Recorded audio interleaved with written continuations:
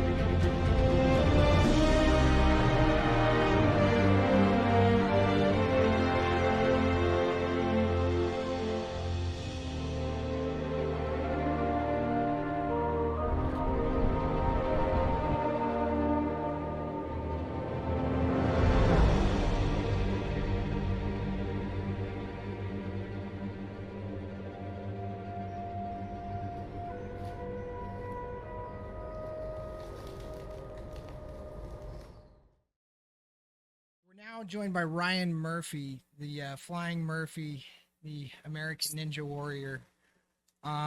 What's up, Ryan? It's been a minute. It has been a minute, man. It's good to talk to you. Nice to see you again, Amir. Nice to see you, Ryan. Yeah, thanks for having me on. I really appreciate it. Been doing a lot of traveling in the last 10 years, from about 21 to 31. Been traveling the world, doing crazy stuff, climbing on things, jumping off things. And I've lived in 4 continents.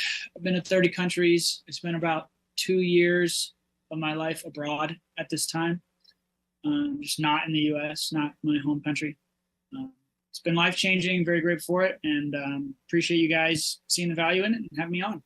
Yeah, and you're also doing something interesting right now. You're in the service, right? You're Yeah, yep. you're I stationed. joined the military. COVID happened. I got laid off. Moved across the country. Couldn't get a job. Um, Military's always open, so that's where I'm at now. Which branch of the military are you in? So I joined Air Force. I just got back from my first deployment, and yeah, a couple years in, got a couple years left. That's pretty interesting. I mean, you've done all this traveling, you've gone abroad, and now you're in the service, which is kind of an overseas experience as well. Can be. It's pretty interesting. You've kind of traveled off the beaten path, and you've done some amazing stuff. I remember that I first met you in the fourth grade at Been a minute.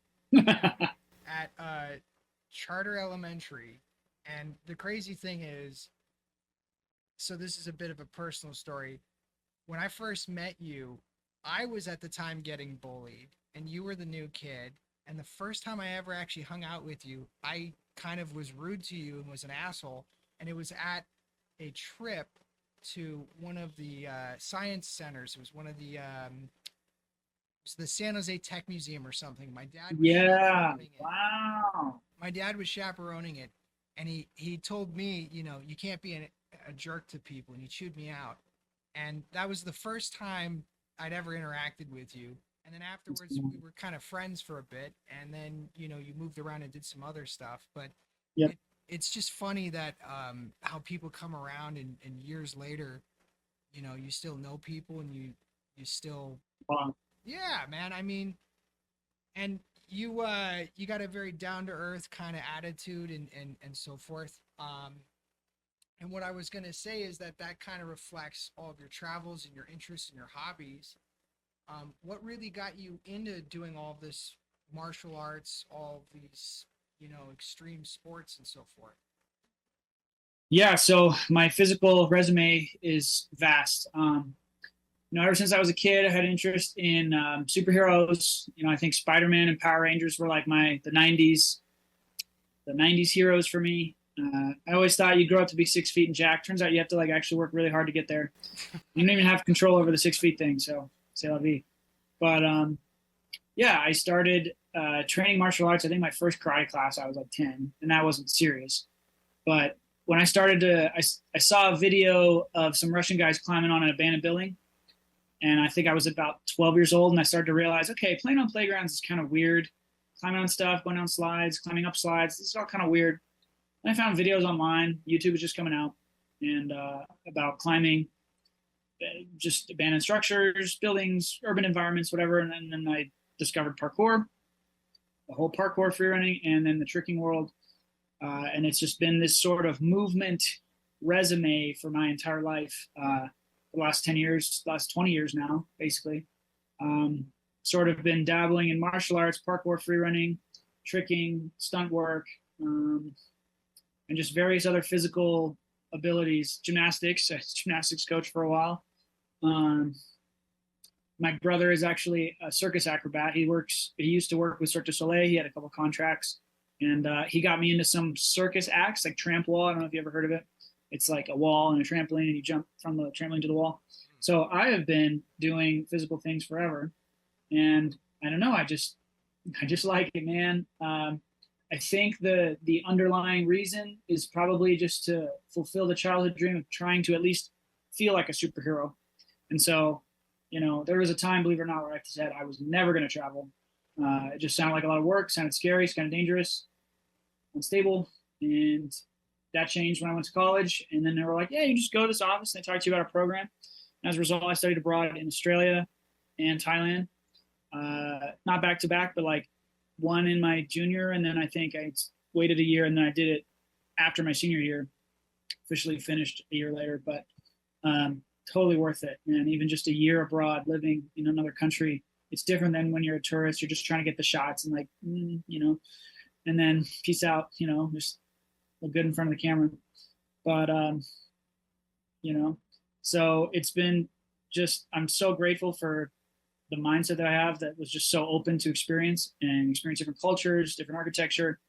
And then parkour, free running, and the whole movement cultures there, they help me to sort of explore spaces that most humans will never explore and can't explore. And that again, so grateful to have been able to do that. So Ryan, yeah, like I think that answers the question. What have you like picked up from the differences between the parkour community abroad versus here? Because I know you were part of the abroad community. That's a really great question. Well, it just depends, man. Like, so the common traits of all the communities are they generally have a regular day to meet. I actually backpacked through Europe, sleeping on couches, going to hostels, but a lot of sleeping on couches and floors of guys in the communities of the various cities and countries that I went to. And that's how I did it for around like 10, 11 grand, somewhere in that range. And yeah, I didn't eat that much, but I slept on a lot of floors and couches. But I mean, what a life-changing experience. But that's the common ground. Things that are different, that's the cool part is there's not that much different. There's different languages, different cultures. I mean, the little things on the side, like in Australia, I think it wasn't uncommon to go to, can't remember the names of the stores, but you go into the equivalent of a grocery store and you come out with a chicken, and then people just share the chicken. We'd all just eat, and then we train for another 2 or 3 hours. I think maybe American communities kind of might go like more intense, but they go for less time. And I think Europeans, Australians, various communities they'll take more time. Like it really is a culture thing. But no matter where you go in the world, you'll find guys who like to jump off of stuff, sometimes girls too, and get themselves in places that most humans will never experience. And again, for that, I'm very grateful. So I got some questions about all of this. I I think it's pretty crazy that like you've done all of these martial arts. You have multiple YouTube channels where you do like lightsaber dueling and stuff, Mhm. and you've done stunt work as well. You've done things with you know, Fight choreography and yeah, fight choreography is what I was going to say. Um, so you've also, as we've mentioned before, you've applied for American Ninja Warrior twice and all that. Maybe you can give us some background on that as well. yeah. So goodness, if I go back to the origins of my interest in it, so it goes back to kind of wanting to be like a video game character. Sort of almost everything that I've done has kind of been trying to bring like some fantasy character into reality, and in a lot of senses, that's what I've done. Um, I mean, I've got a parkour channel which is themed towards the Uncharted series. If you know anything about the video game Uncharted, Nathan Drake, sort of. I've got it's Uncharted parkour in real life, and that's on YouTube. You can just look that up. Now, if you want to see me jumping off crazy stuff all over the world in jeans and Henley shirts, so that's that. Um, but yeah, so the aim was to try to become the closest thing to a real life video game character that I could be. And I don't think that was conscious. I think I just did that over time, and it was just like accumulated skills, similar like you would a character. You just build on skills. So G4 was the gaming channel back in the day, and they did the American Ninja Warrior. If you remember, like the old school way, it was really about the obstacles. Right. And actually, one of the guys who I met on my first time ever at training had been in, I think it was called Sasuke back then, in Japan. They only did it in Japan, I think.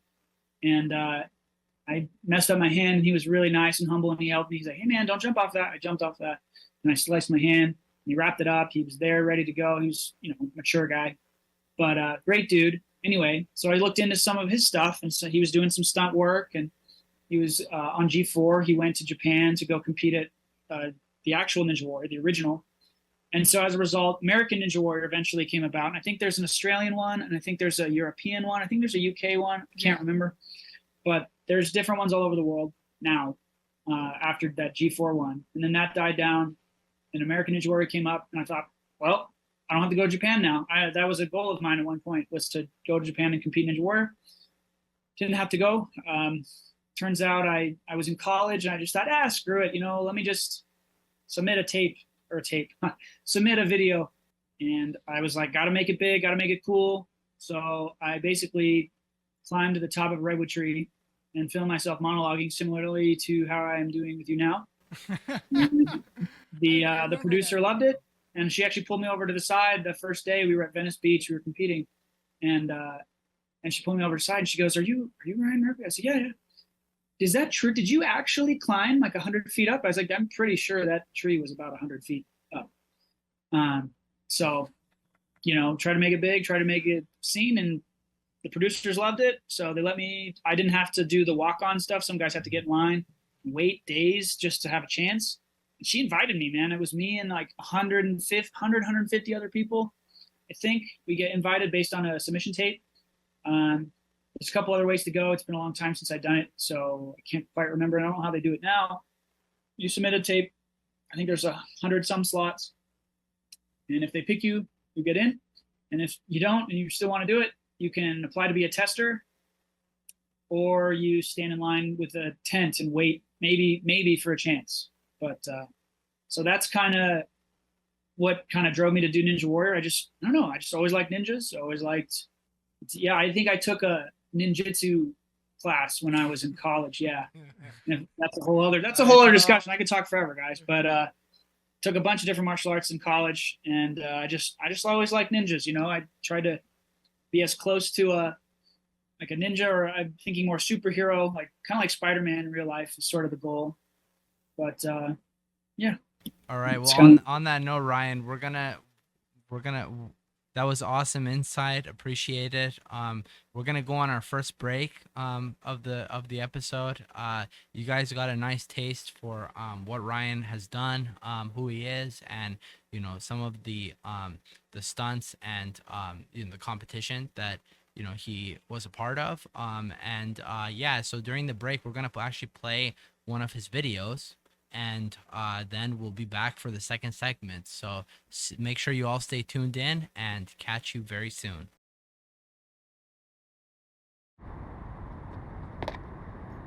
Yo, what's up everybody? Welcome to the Bangkok Breakdown, episode 2.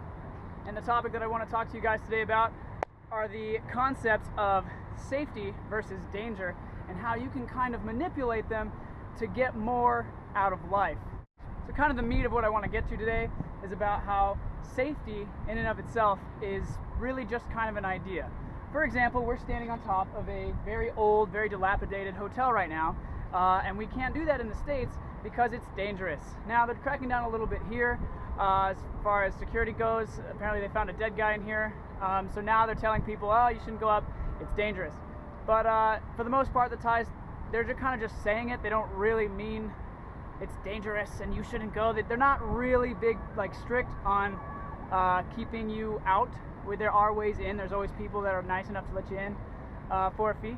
But on the topic of safety as an idea, for example, I today have done some very, very dangerous things, things that I never would have thought that I would do, like climbing this building, resting in places that probably shouldn't be rested in, and other various jumps and flips that other people would see as dangerous, right?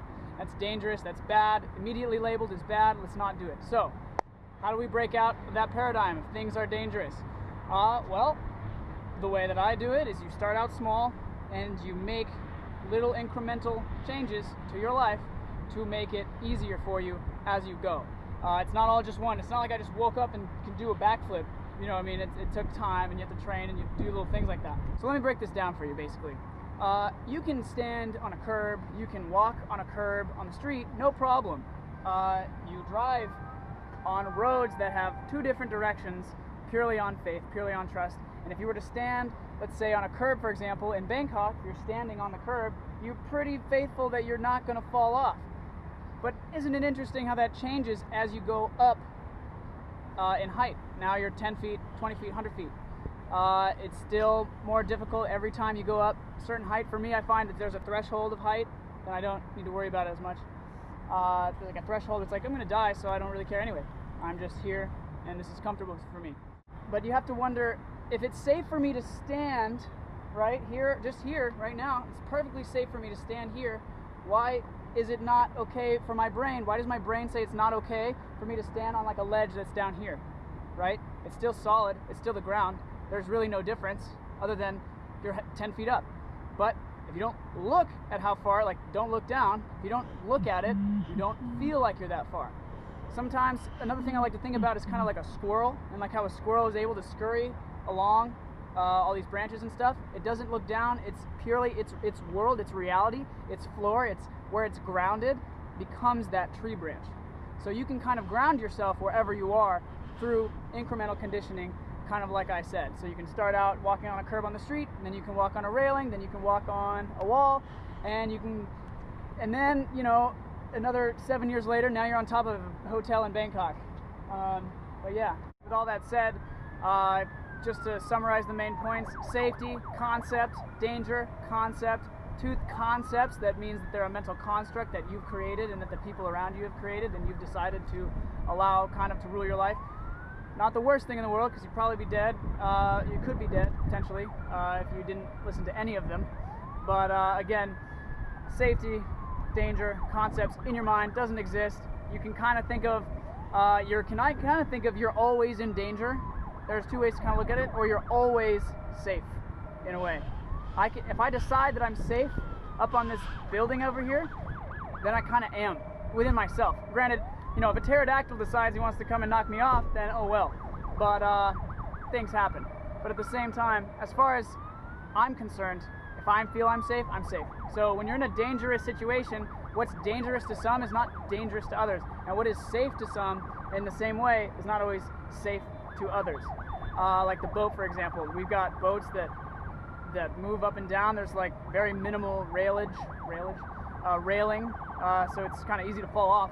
But nobody does, because to them, and the Thais, I feel like they're just in a safer place internally. But anyway, and that is just about it. So here was Bangkok Breakdown episode 2, coming at you from Sapan Taksin, the Taksin Bridge, I think. Forgive me, Thai friends, if I said it wrong. And yeah, so with that said, I'm gonna crack out of here. It's a beautiful day. It's gonna be a beautiful night. I'll see you guys next time.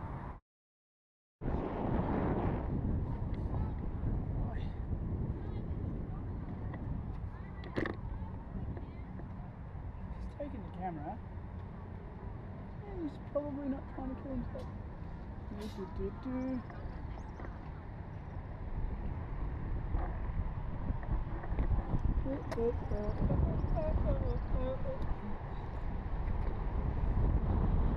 Sometimes I personally find it helps when I hum. Hum-de-dum-dum-dum. All the way to the store. And here we go.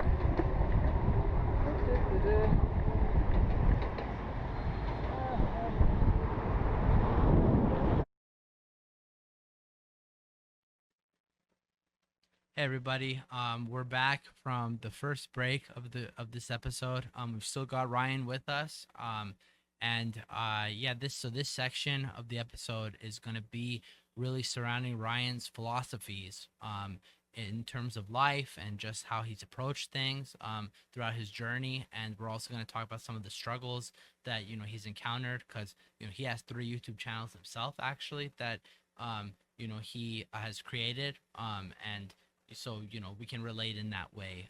And Keenan's going to talk to him also just about that particular journey. So let's get right into it and make sure you stay tuned in.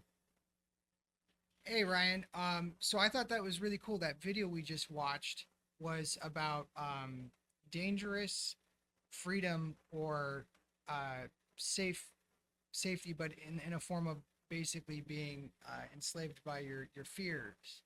Right. Can you maybe tell us like how you came about that sort of revelation? And because it sounds like that's sort of like your underlying philosophy that drives you through everything.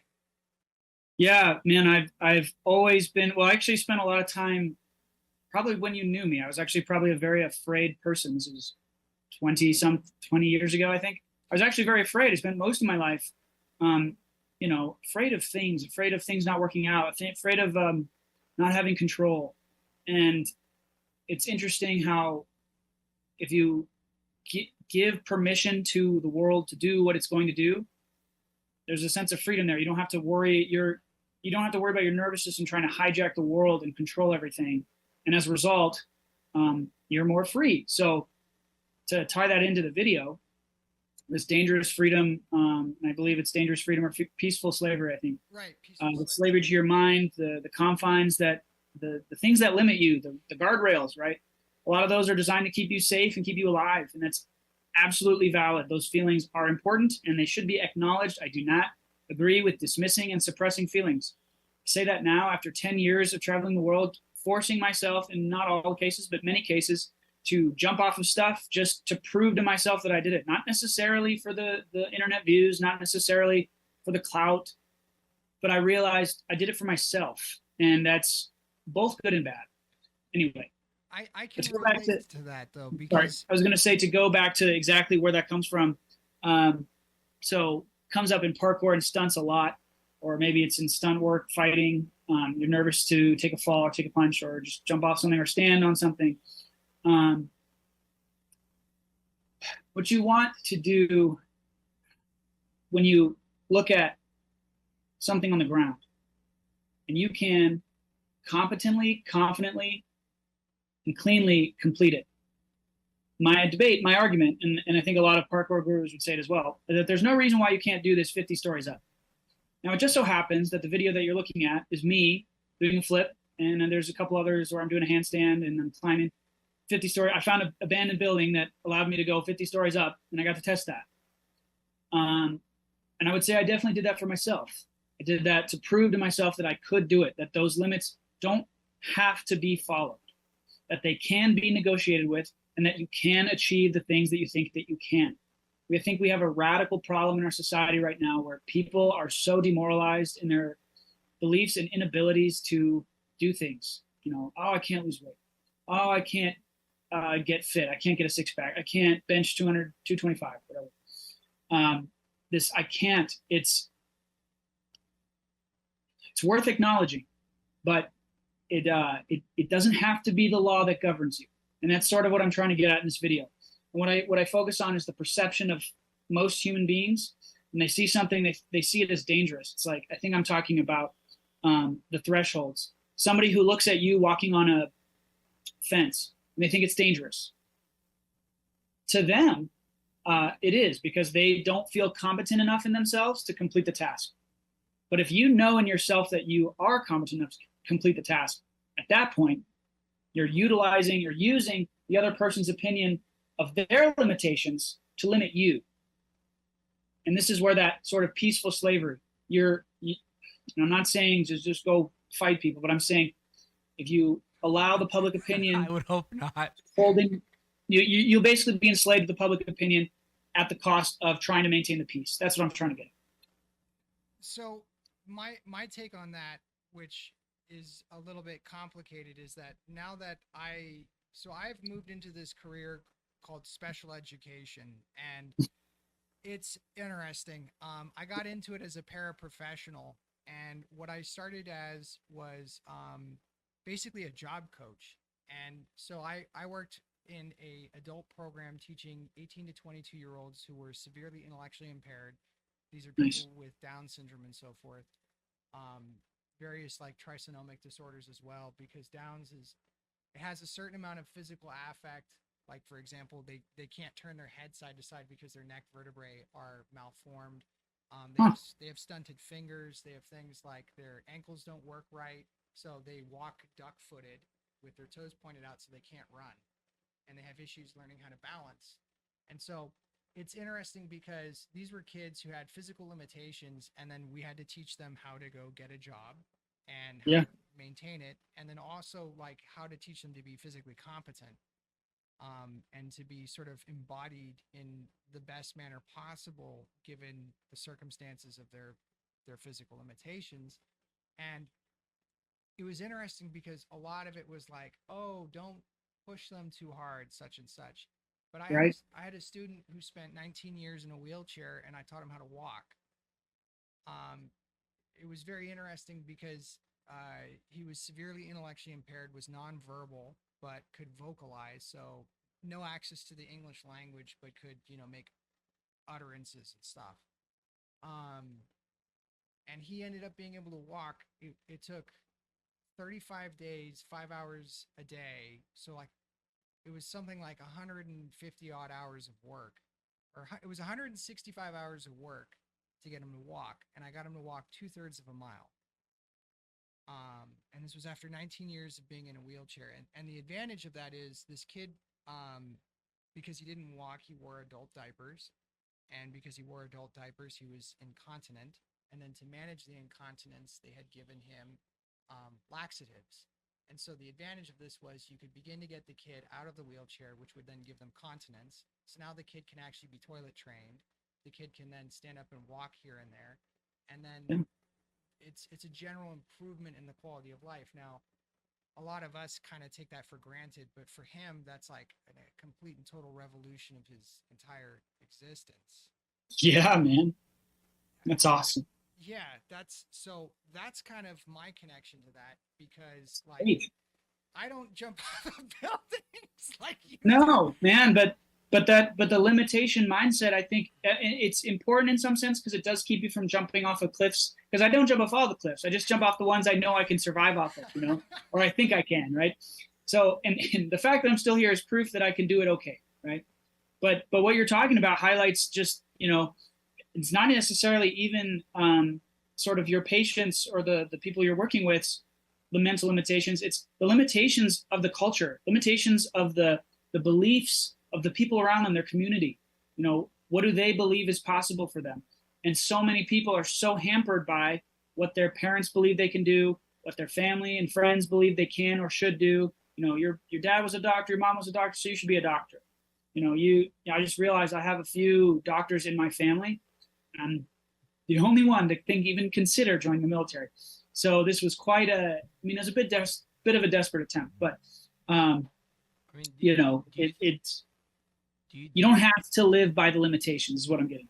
Do you think, Ryan, that also ties into, I feel like that's a very also like, honestly, it's a powerful American mindset too. Like I feel like Americans maybe this is me, but I come from a family of, immigrants, and, I Mhm. get the feeling, like, I've seen it a lot with immigrant families, that there are very strict limitations on what you can and can't do a lot of the time. But I feel like living Right. here, I've embraced the sort of like mindset of, you may not get there, but if you don't put the effort in and at least not constrain yourself, who else is going to believe in you to that extent? 100%. Like, Yep. that's how I relate to it, at least, sort of the mindset change of, like, I feel like it's a very American mindset of, like, to push as hard as you can, like, pull yourself up like the bootstraps, because otherwise, like, who's gonna do it? Like, if you're not willing to even invest in yourself. No, I 100% agree. I think some of the founders' mindset, was very much that way. It's like, yes, we can. We don't necessarily need daddy government, daddy monarchy, right? In case of the American Revolution. Yeah. But what I'm hoping for, since I think there's a huge victim mentality coming out right now, just regarding, I think part of it is the way that technology has kind of warped our attention span and sort of how it's sucked our life energy away in some sense. But there's a huge victim mentality coming around. I think what we need, I think everyone can benefit from. I'm kind of a radical optimist, is to try to take radical responsibility for every single aspect of your life, both the bad, yes, because that's the classic one. A teacher or your dad's going to go, well, you need to take responsibility for your mistakes. And I would say you do. However, you also need to give yourself credit for the things that you did succeed in. Yes. Because if you don't have any counteracting positive flow in your mind, in your attitude, you're just fighting yourself, which goes back to, if you ever watched Fight Club, I mean, the guy's fighting with himself. He's fighting with aspects of his unconscious mind. I hope I said that right. But, and I think we all do that. You are your biggest friend and your worst enemy. And if you can start to befriend yourself, I mean, if you watch some of my content, it's like, you can do that too. Now, I'm not saying that you just go out there and just try it. If you watch that video on dangerous freedom, peaceful slavery, start small, start on the ground. What is the next smallest step that I can take to get that much closer? Whatever percentage is okay for you. And some of that might be lowering your threshold for success. Maybe I want to do 50 push-ups in a week. Okay. Or like by the end of the week at one set. It's like, well, I can only do 10. Well, maybe I go for 11 tomorrow. And maybe I don't do it in a week. Maybe we wait, maybe we expand our time scale. Just give yourself that space to accomplish the goal without giving up. You don't have to give up. You don't have to fall into limitations. Yeah, on that note, since you've done coaching, how do you deal with personality types that are maybe more pessimistic than yourself, that they don't believe in themselves? Like, what strategies do you use to get them to sort of break out of their shell? Like, do you have any go-to strategies? Do I? No. That's actually a really great question. I'm trying to think of how to make it a succinct answer. So I've taught kids ranging from the ages of 3 to 68. So 68 is not a kid, I know, but they're just a big kid. You get a massive, massive range of people. I've taught kids that don't speak English. I've taught kids that don't, they don't have a hand. Like, we're teaching them how to do a cartwheel. It's this belief, I don't have a hand, I can't do a cartwheel. I was like, no, you just put what you do have in the hand thing on the mat, and you can do it. But to answer your question regarding attitudes, depending on the age of the person, it depends a little bit. But for the most part, I try to help the individual see how absurd and how detrimental their current attitude is. And I try to do it through humor. I try to get them to laugh about it. And try to ask them, like, I'm trying to think of an example here. I'm really nervous about this move. I was thinking about it all last night. I was like, well, did it help? And then they'll look at you and they'll smile and they go, no. Are you thinking about it? It's so simple. And if they're a young kid, they'll laugh at it, right? And sometimes you can get an older folk you get an older folk in there that you can that you're teaching. Sometimes they'll laugh at it because they can see the absurdity in it as well. So that's sort of my angle. I go for absurdity first, try to go to humor, try to lighten it up, and we can get into sort of my take on the human nervous system and how much, if you take in too much information, you can overload the nervous system, and then you get panic attacks. You get kids that are nervous for no reason. They become angry, become frustrated. release that through laughing helps a lot. So if you can get them to do that, that's a fantastic start, because that means that they don't have to be fixed in that one, I'm showing up at the gym and I'm nervous because they want me to do a pullover. They want me to do a cartwheel or a backflip or a front flip or whatever. Instead of that, just pull them out of it. It's not that serious. And the other one I think I did when I was in India, I had a bunch of kids in a sand pit. They were trying to do a back handspring. And I told them, I said, guys, they get really nervous. They get really tense, and then they go, and then they do it. I get nervous watching them because they're nervous and they can spread that. I say, guys, remember why you do this. You do this for fun. You're not doing this because you're the champion. You're doing this because you love it. So you have to connect back to the reason, that core reason. And you guys did it already when you asked me in the beginning of the episode. You asked me, what got you started? If you can stay connected to that origin, to that inspiration, that thing that drove you, that spark, or at least proximal, get close to it. I think that's one of the strongest places you can be, as long as you're moving from intention and positivity as opposed to obligation, which is what a lot of people do, especially, immigrant families, like parents, like, you have to be a doctor, you have to do this, you have to be an accountant. I've seen many friends, hate their jobs because they did what their parents told them. But if you can stay connected to why you're doing something, they say in the military all the time, what's your why? And it's really annoying, but it's really true. Like, you really, like, if you take it seriously and you get into it and you go, okay, why am I really here? Then you can begin to trust and have faith in the direction that you want your life to go. Because if you don't have a positive connection to your life, you're just breeding resentment over years and years. Because if your spark isn't you, if your spark isn't some part of you that was finding joy and exploring and trying to become the best self you can, I mean, what else can breed there but resentment? So I hope that answers your question. I actually really like that as a talking point. I think what we're going to do is we're going to go to the next break, and then I think I'd actually like to pick up from there because I can also talk to that as well. So we're going to throw in another video by Ryan, and then we'll be right back. All right. Yo, what's up, Cirque du Soleil? My name is Ryan Murphy here in San Carlos, California. I'm 27 years old and I'm applying for your lead stuntman position in your new show in Vegas. I've been training parkour and freerunning for about 10 years now, a little over that. I practice several different types of martial arts: Kempo karate, Krav Maga, Muay Thai, Kung Fu in the Wushu sort of form, ninjutsu over around 6 years now. I'm going to go ahead and demonstrate some of those, some of the weapon stuff that I can do, as well as some of the parkour and freerunning aspects in the later end of the video. I've been training stunts, stunt work, and stunt choreography, including stage combat, for just throughout my entire movement career. I've got a couple of examples of projects that I've worked on with that, both coaching, choreographing, and performing as well. So with that said, I hope you guys enjoy the video, and hope to hear from you guys soon. Thanks.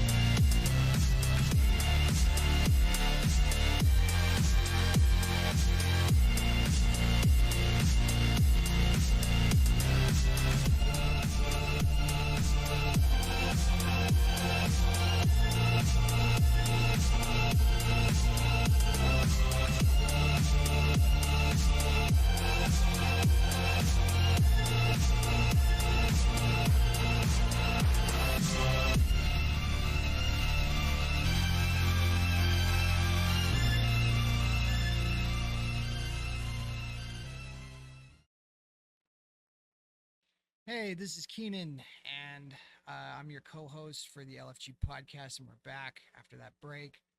We were just looking at the video of Ryan's audition with the people over at Cirque du Soleil.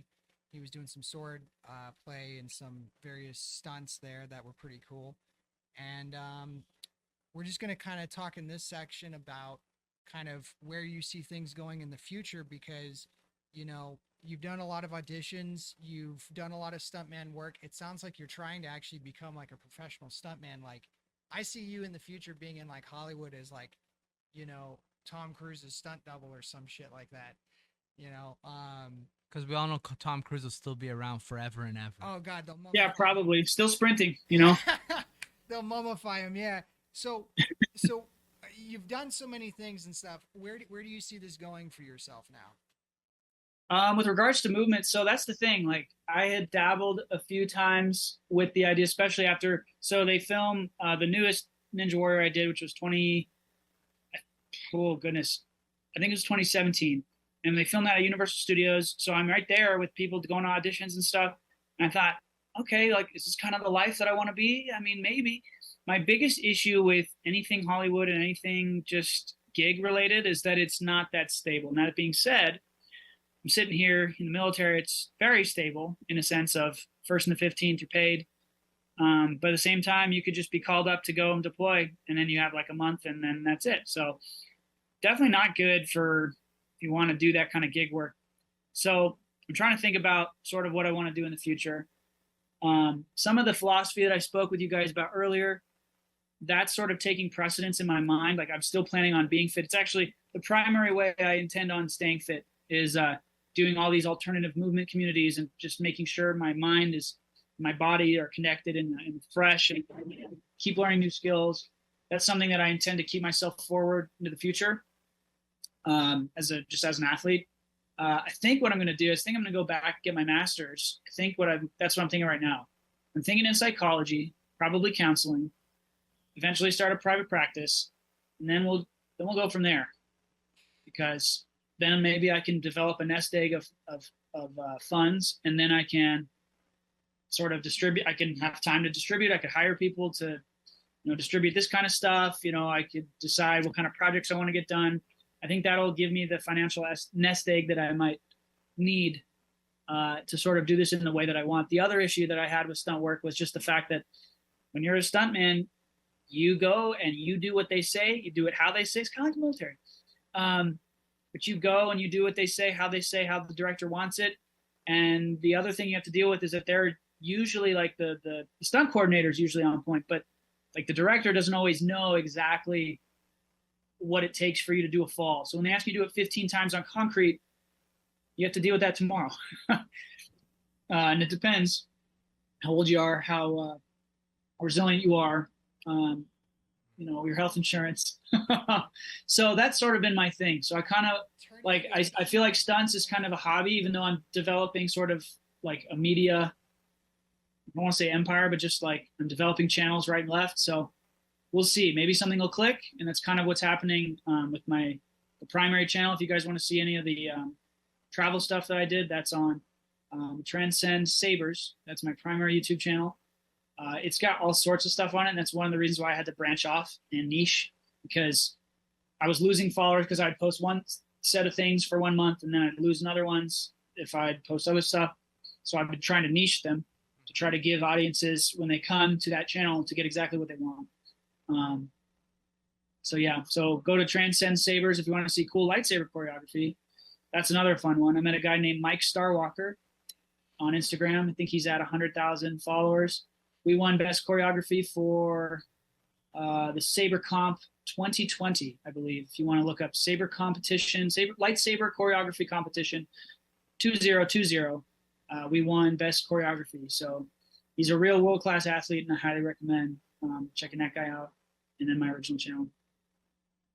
Yeah, I mean, that's pretty phenomenal. I mean, what you're doing right there, diversifying your channels is pretty interesting. That's syndication, and that leads to a lot of opportunity. I mean, so do you ever see a point in your life where you might be like interested in having a family and kind of like planning some roots? Is that something you're like trying to aim towards?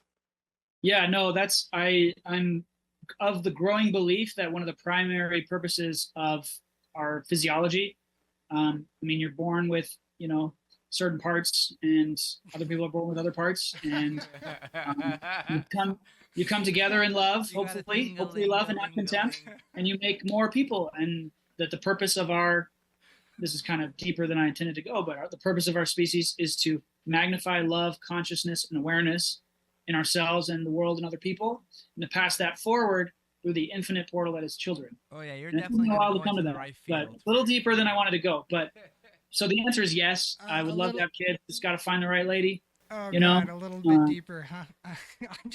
We're just giving you so much shit. You're trying to spill out your heart to us, and we're just giving you shit right now. that's fine.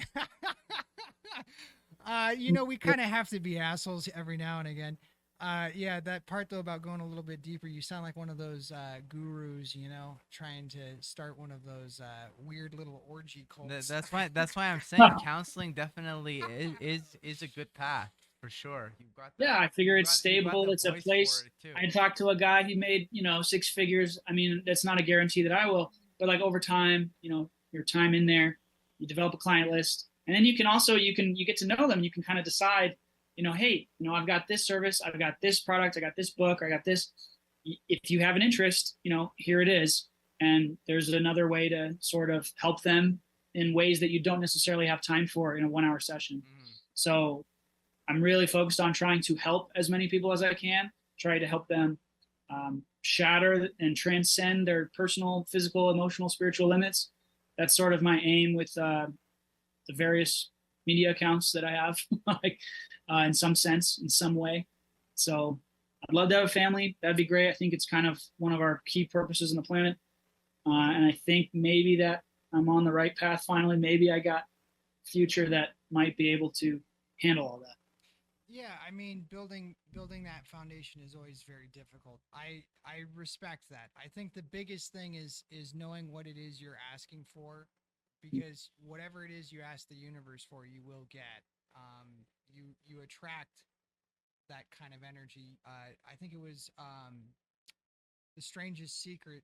It forgetting the guy's name who authored it, but he said, "You become what you think about." Right. Um, Yep.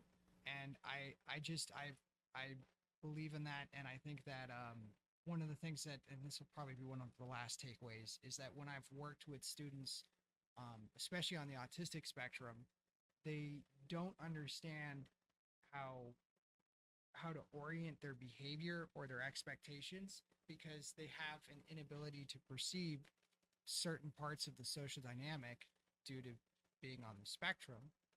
And because of that, they don't know how to ask the right way for things. And I don't mean like ask other people, but like ask of themselves, ask of their community, through their work, through whatever it is they're engaging in. And it's interesting because some of them are hyper intelligent, but then they lack that nuance. And you have to have all of your intentions aligned towards a positive outcome. Otherwise, Yep. it's just not going to come out right. Right. We got a few minutes left. We're going to go into our final segment, which is going to be fucked up flashcards. That's Okay. that's a segment favorite. That's a podcast favorite. We're going to go ahead and do that. We're going to come right back with the timer set up, and we'll get on to the last segment. Thanks, Ryan. Thanks, Ryan. No worries. Hey, this is Keenan, co-host of the LFG podcast, and we are back. We are with Ryan Murphy, the American Ninja Warrior stuntman, and we are going to go into our next segment. Amir's going to take it over in just a moment. And Amir. All right, hey guys, we're doing fucked up flashcards. You know how it is. This is one of the pod favorites of the show. It's where we just go through a whole bunch of fucked up scenarios for the guest, and the guest chooses one, and they all have consequences. So let's get it. Oh boy. Let's get it started. Ryan, you're gonna get a nice taste of what the show's about now. All right. Okay. Here we go. All right, here we go. Let's start it rolling, Keenan. All right. 3, 2, 1. All right, Ryan. First one: bee sting on your eyelid, or you roll your ankles. That's a good one. I'm gonna say ankle because I know how to heal the ankle very pretty quickly. All right, I you can got recover. stung all over your body. You're dead. Oh, Okay. done. Next, I'm out. next one: surfing or skydiving. That's why are these so hard? I like to skydive, so I've only done it once, but I'll skydive because it's unmastered for me. All right, you went surfing, you drowned. Good luck. Dang it. All right, next one: mountaineering or cave diving. Also, super hard. Are Yeah, you? right? Is this like my horoscope? Yeah, We'll do cave diving because elevation hurts sometimes. all right. Okay. All right. You're stuck on the mountain for days. Okay. Next one: Ninja Warrior or Cirque. Ninja Warrior or Cirque. circus. Let's do circus. Okay. Cirque du All right. Soleil. Cool. All right. Cool. You're in the circus. Okay. Okay. Sweet. Or not. I don't know. I'm just gonna do a few more, even though the timer went off. Whatever. Yeah, yeah. Okay. So here's a couple more for you: hanging on a ledge for 15 minutes or climbing up a building. Since I know you. Oh, Like building. Building 100%. Building. Oh man, I didn't account for that one. All right, that's fine. Sorry, dude. Got food for that all over the world. Sorry, dude. The scaffolding wasn't very secure, so you're Okay. gonna have to figure it out now. All right, no next problem. Next one. Memorize 20 mathematical formulas in 10 minutes, or participate in American Ninja Warrior on no sleep. Oh, well, I already did that. So that second one, because now I know how to do it. So All right, good answer. Good answer. We'll give you that one. No consequences there because you've done it. All right, last one: Thai food or Cambodian food, and be careful about what you choose here. they were both good when I was there. I got to do Thai food. Oh man, the Khmer people hate you now. I figured. All right, we're gonna call the fucked up flashcards at that. Hey Ryan, I just wanted to say that I really appreciate you coming on and talking man. with us. I mean, it's really trippy. I'm now 32. You're like 31. One. Yeah, I'm 32, and I've known you since I was 10. Man. That's fucking weird. 2 Dude. decades of like a fifth of a century, something like that. Yeah. Yeah, we'll talk to you in another decade. Yes, sir. JK. That's right. I think it's cool though that you've really chased it down. You've gone forward with living your life as best as you can, and you've been fearless about it. And yeah, man, I got a lot of respect for what you do. We'd love to have you on the show to do a deep dive where you talk a little bit more about the lightsaber stuff you do and all the other interesting hobbies and stuff. Yes, sir. Yeah, let's give Ryan maybe 2 minutes to shout out a few folks that he wants to shout out. So Ryan, take it away. Do some shout outs, including your channels if you want. Yeah, man. Thanks so much again for having me. If you guys like the philosophy and the higher level concepts that I kind of brought up about consciousness and philosophy, you can go ahead and check me out on Transcend Movement Academy on YouTube. That's Transcend Movement Academy, 3 words on YouTube. I'm traveling the world, talking to you philosophically similarly to what I'm doing right now, just on rooftops and in fields, on mountains, and various other things. If you're interested in what it's like to live in another country, I'm pretty sure I have travel videos on there as well. If you're more interested in me jumping off of buildings, dressed up like a video game character, Nathan Drake from Uncharted, you can look up Uncharted Parkour in real life, and that's on YouTube as well. And then the primary, if you want to see award-winning lightsaber choreography, you can look up at Mike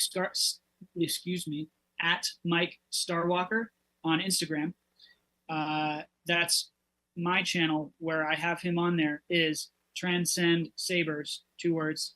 And then Instagrams for me, Don't worry Transcend too much _ about limits Don't worry and about the handles. Transcend We'll and put those. VMT. Yeah, we'll put the handles for sure. Is there anyone in specific you want to just quickly shout out besides Mike? Yeah, absolutely. My brother, he's a Cirque du Soleil acrobat. He's had a couple contracts now. That's at in Shawnity Murphy. That's INSEANITYMURPHY. At Shawnity Murphy, I think is how he wants it pronounced. But you go ahead and check him out. He's a world-class acrobat and hoop diver. Help him out, show him some love, and if you can follow him, that'd be great. Sweet, we will definitely do that. Great to have you again. It's been a pleasure. I haven't seen you for forever. It feels It's been a while. It's been a minute, man. Keenan the same, but probably sooner than I did last. Yeah. Yeah, we're gonna call the episode here, guys. It's been amazing.